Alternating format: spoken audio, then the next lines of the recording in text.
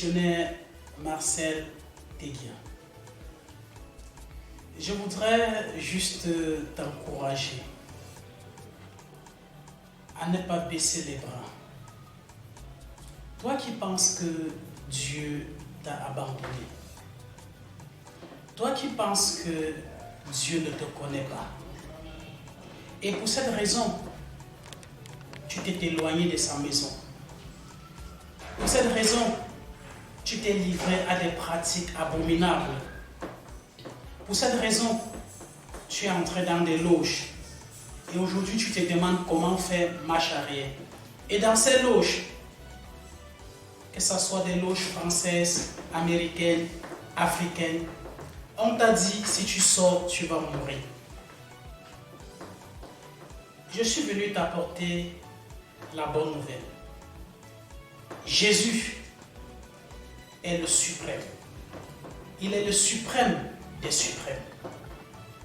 Ces derniers jours, j'entends plusieurs personnes souffrir de différentes maladies.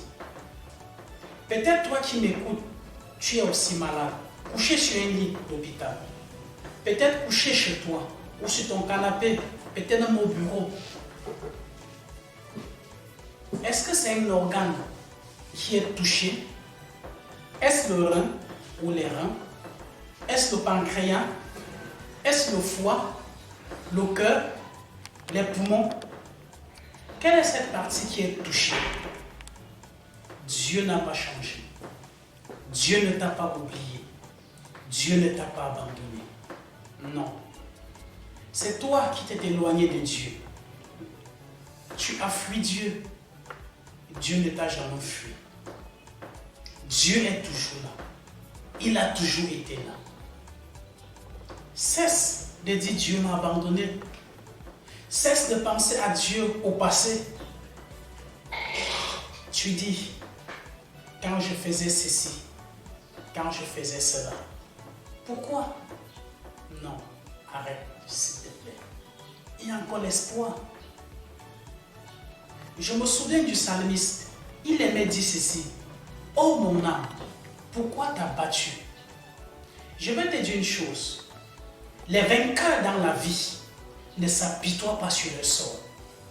Les vainqueurs dans la vie ne baissent pas les bras. Pourquoi tu veux baisser les bras? Est-ce que tu croupis sous le poids des dettes? Est-ce que tu croupis sous le poids du péché, d'une mauvaise vie, mauvaise compagnie, mauvaise relation? Quel est le problème? Oh, il y a des gens dans la Bible qui avaient toutes des raisons de se plaindre, de se morfondre, mais ils n'ont pas accepté cela. Je vais te prendre un cas. Le cas de Joseph, aimé de son père, mais vendu, trahi par ses propres frères. Je dis bien par ses propres frères. Ses frères de sang, ce n'étaient même pas ses cousins, même père. Juste parce qu'il était un enfant intelligent, un enfant avec une destinée, un enfant dont son étoile brillait. Ses frères ont décidé de le trahir, de le tuer, de conspirer contre lui. Malgré qu'on l'a séparé de l'amour de son père et de ses frères, en Égypte, Joseph n'a pas baissé les bras. Joseph a compris que s'apitoyer sur son sort ne changeait rien.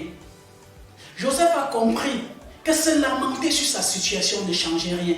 Mais il a compris que Dieu était aussi avec lui. Et nous pouvons lire dans le livre de la Genèse, la Bible dit Dieu était avec Joseph. Et tout ce qu'il touchait réussissait. Joseph regardait de l'avant.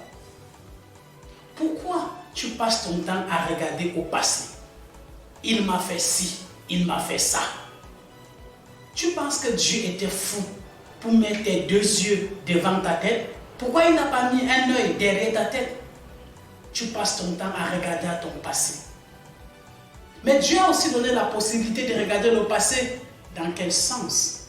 Juste pour apprendre, pour tirer des leçons afin d'avancer. L'apôtre Paul dit, je fais une chose, oubliant ce qui est passé, me concentrant sur le prochain pas que je vais marquer.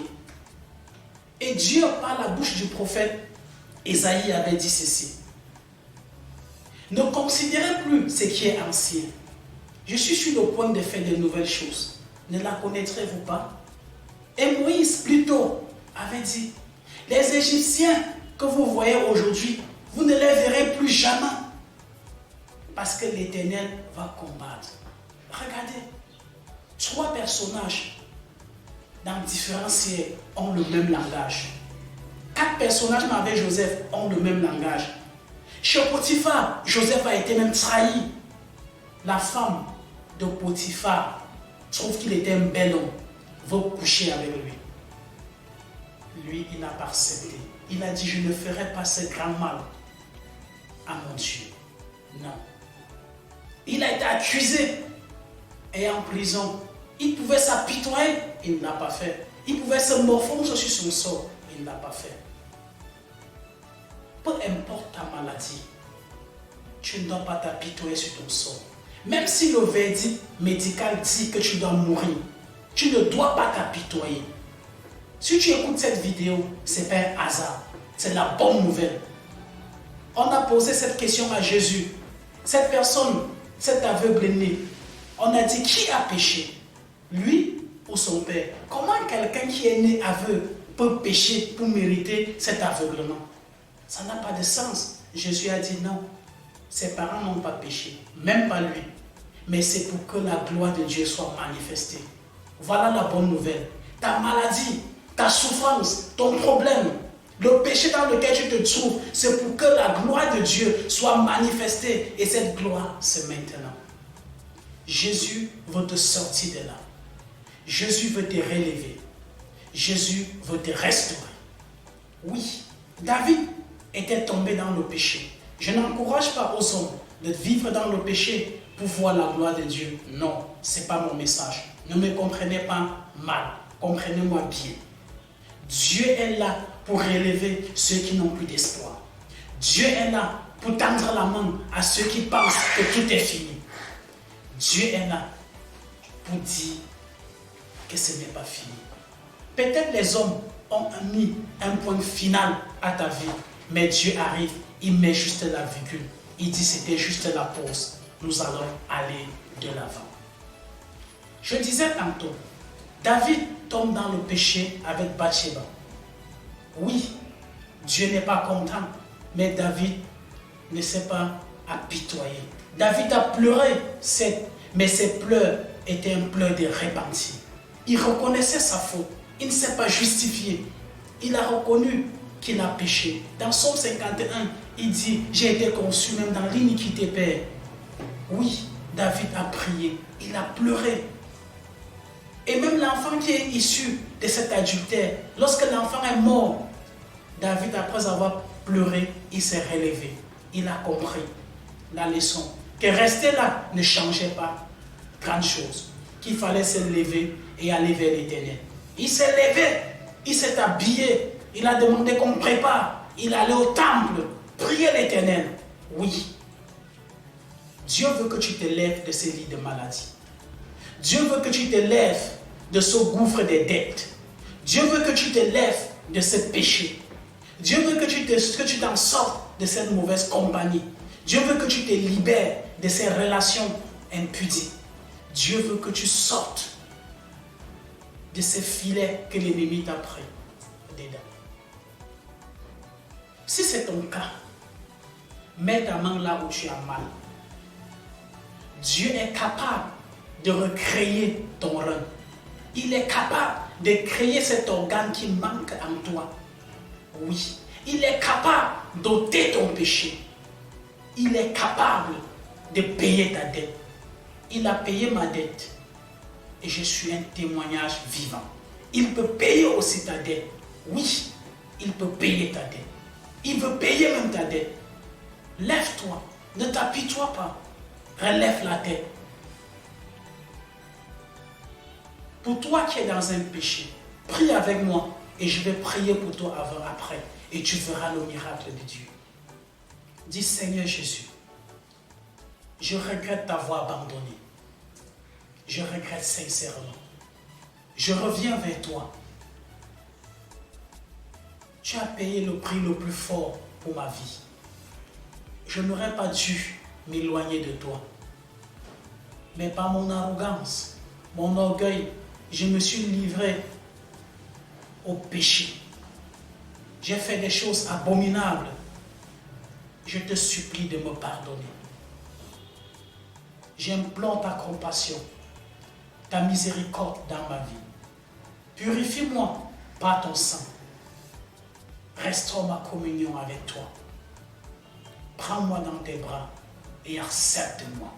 Restaure ma relation au nom de Jésus. Si tu as prié ici, maintenant je vais prier pour toi qui es malade. Je ne veux pas savoir quel est le verdict de l'hôpital. Parce que à la fin, tu vas m'écrire au numéro qui est à la fin, qui va s'afficher à l'écran pour me donner ton témoignage. Je sais que Dieu va te guérir. Je sais que Dieu va créer l'organe là qui manque ou l'organe qui a été touché en toi. Maintenant, pose ta main, soit sur ta tête ou là où tu as mal ou là où cet organe est censé être. Peu importe cette maladie, même si tu es devenu impuissant et que tu es marié, oui, l'Éternel peut te rendre ta vie, peut te donner la capacité de redevenir puissant dans ton mariage. Au nom puissant de Jésus-Christ de Nazareth, maintenant, je commande à tout organe touché dans le corps de cette personne qui m'écoute, tout organe abîmé, j'ordonne à cet organe d'être créé au nom de Jésus. Que la droite de l'Éternel touche, que le doigt de Dieu touche cet organe. Son rein est recréé, le pancréas est recréé, le foie est recréé, les poumons est recréé, le cœur, oui, toi qui as un problème au niveau du cœur, que ton cœur retrouve sa taille normale. Ton cœur avait enflé. Je commande à ton cœur de retrouver la dimension normale. J'ordonne à tous tes organes de redevenir à leur place au nom puissant de Jésus. J'ordonne à tous tes organes de prendre place maintenant. Et je commande à cette maladie de s'en aller. Que la guérison descende sur toi. Que l'Esprit de Dieu souffle dans ta vie et emporte la maladie. Que l'ange de l'Éternel maintenant te tienne par la main et te lève sur ce lit de l'hôpital. Et te lève. Que la guérison de Dieu te visite par le doigt de Dieu maintenant. Que le cancer disparaisse. Que le sida disparaisse. Que l'AVC disparaisse. Démon d'AVC, lâche cette dame maintenant. Lâche cette fille maintenant. Lâche ce papa maintenant. Lâche ce monsieur maintenant. Au nom de Jésus-Christ de Nazareth. Que la paralysie quitte. Que les écailles tombent de tes yeux et que tu voies. Que tes oreilles s'ouvrent. Que ta langue soit déliée. Au nom puissant de Jésus-Christ. Maintenant, toi dont les affaires souffraient, qu'une nouvelle ère commence. Que les portes s'ouvrent. Puisses-tu connaître l'abondance, l'abondance, l'abondance et l'abondance. Que Dieu te bénisse. Je sais que Dieu va visiter tes affaires. Dieu t'a guéri. Dieu va restaurer tout. Dans 7 jours, tu seras totalement restauré. Et ceux qui font les affaires, dans 3 mois, vous verrez un changement net sur vos affaires. Alors, j'attends vos témoignages au numéro qui va s'afficher à la fin de cette vidéo. Que l'Éternel vous bénisse abondamment. Shalom.